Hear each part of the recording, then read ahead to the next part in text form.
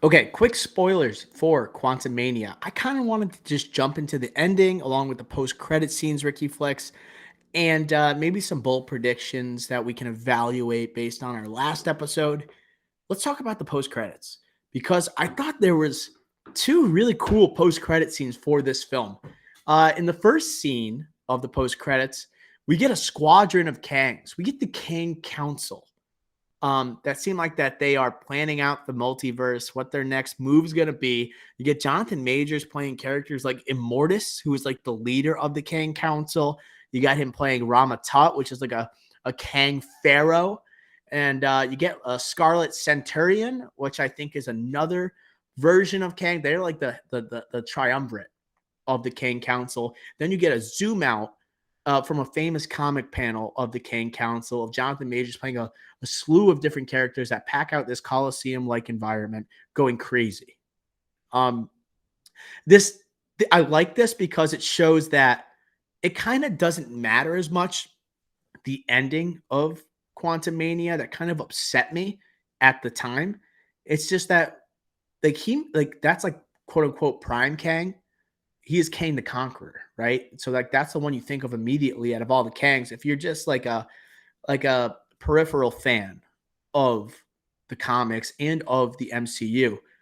But there is a lot of excitement with these other versions of Kang. And like this also gives me hope that we could see versions of Kang that are intersecting into phase 5 and 6 before we get Kang Dynasty.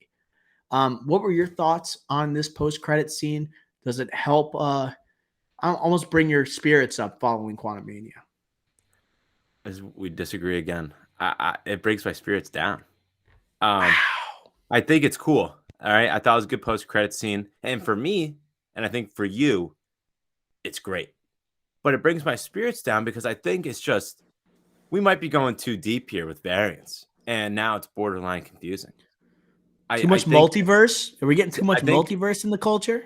yeah, and to be honest, I always talk about how this is entertainment, right? These movies, entertainment, um, and we like to see an alpha, whether it's the hero or the villain. We want to see whoever it is on screen at the peak of their powers, whether it's a superhero movie, whether it's an action movie, and like a John Wick, I always refer to.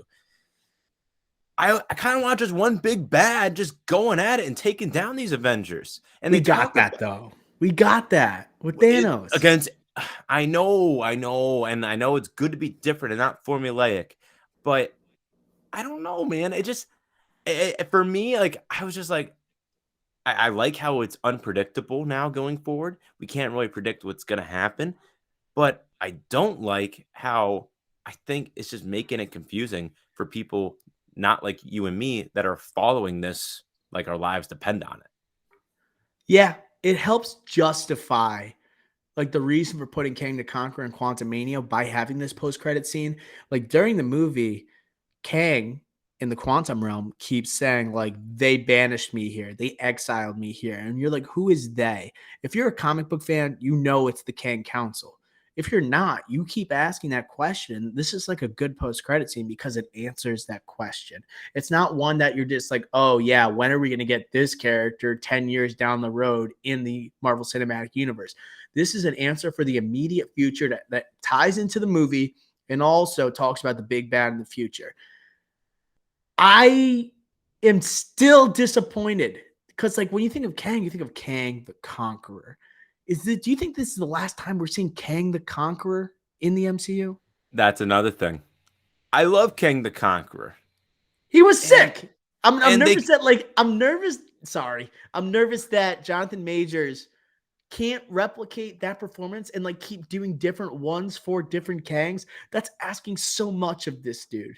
I do think like Prime Kang's cool, but like Kang the Conqueror is a sick comic book villain, and I feel like he was great in this movie and showed his powers and how menacing he could be.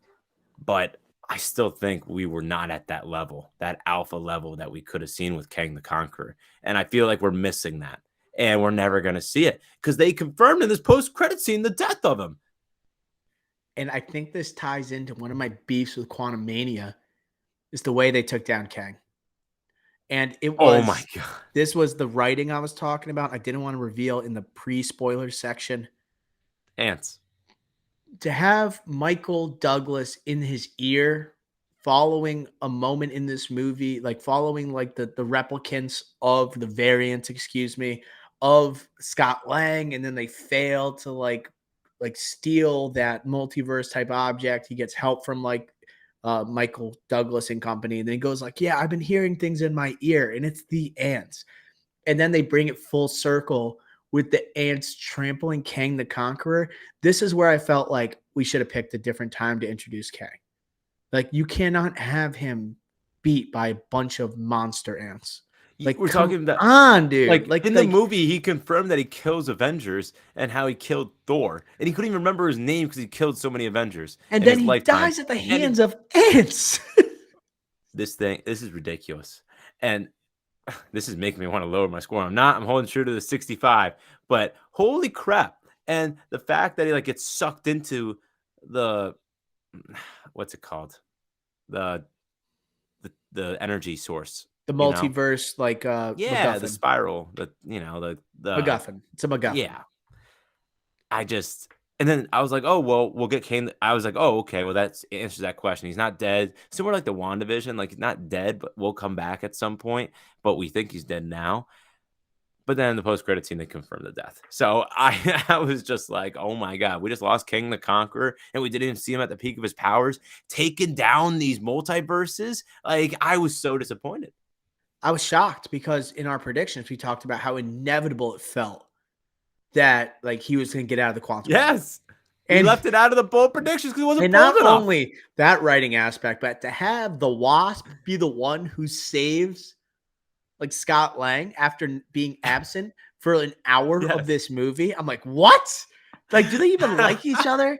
Do Scott Lang and like Hope Van Dyne, do they even like each other? Like, did they hug each other aside from that It moment? took Like, forever to her to come through that portal. I was just It like, made me question how much they love each other. there is no chemistry between those two. There is nothing. And I was like, I'd rather have Janet saved him. Or maybe like Hank Pym puts on the suit and he saves him. Like, Or I would get like F something it. like Things that. are this crazy. Get me an ant. Like, what the Yeah. hell was that? Stupid. So stupid. I can't believe he got trampled by ants. I can't believe that's one of the worst decisions. We talk about like the ending problems in like Marvel movies, how it's like CGI fest. This is worse. To have the next big bad in his first appearance getting trampled by ants, it's a catastrophe. This is a 28-3 catastrophe. You had the lead Kang. Like Kang, like to blow that lead, that's him running the ball, passing the ball for all three downs and then punting to the Patriots. That's exactly what happened here. He had it in the palm of his hand. I wanted to see him win. I wanted to see Kang win for the sake of this They couldn't do universe. it. MCU couldn't do it. Didn't you feel like that? Didn't you like, I hope Kang wins at the end? It's not like other Yes. movies where it's like Thanos, like, oh my God, this a-hole. Like, we can't, like, there's no way he's going to get away with this. And there's a shock factor when he wins somewhat, even though like all these characters had projects announced after they all died. Here, I was like, I need Kang to win to show how powerful he is. And then when he goes out like that, God damn it. God damn it. Yeah, I think you hit the nail on the head. But I do think our bold predictions did kind of turn out pretty well. We'll talk about him in a sec. I just want to address the second, the second post credit really quick. Oh, right. Version of Kang in the second post credit. He's on stage in the early 20th century. He introduces himself as Victor Timely. And then when the scene cuts to the audience during this time, it's Loki and Mobius, played by Owen Wilson from Loki season 1, watching from the crowd. Loki immediately recognizes Victor Timely, aka Kang, from his previous encounter with He Who Remains, and then he tells Mobius that's him. In the comics, Victor Timely is a version of Kang who travels back in time to 1900 Wisconsin. There he becomes a local mayor, invests in futuristic technology, hoping to amass enough power in the coming decades to eventually defeat the Avengers. This might be like when you talk about Kang defeating the Avengers, different timelines, this or that. It starts with this guy, Victor Timely. It almost doesn't happen without Victor Timely. So I like how it ties into Loki season 2. How did we not incorporate this into our predictions? Yeah, I'm looking back at the predictions here. I did have a Loki one, Loki post credit scene for season 2 since it's coming this summer, but I wasn't. I was too scared to bring it up because of how stupid it sounded that they're going to promote a TV show and a movie, but they did it. This is awesome that he's going to be in Loki season 2. He's not like the big bad is not too big for a Disney Plus show. You need more juice in these Disney Plus shows. They feel almost too much standalone. They don't build out to the broader universe. Think about shows like Moon Knight. Here, it's Loki. Best part about it, it's arguably the finale that introduces he who remains a variant of Kang the Conqueror. And guess what? He's returning for season 2. I like the idea of potentially having variants of Kang that are sprinkled across phase 5. I think that's a real possibility. And it involves like an unexpected villain in a lot of these different projects. Like you almost never know when he's going to pop up. Like for some reason, I didn't see this coming. I love how they're going to like the root of Kang and his opposition to the Avengers. And I like how Loki's involved with it. I'm excited for this. Does hype me up for Loki season 2.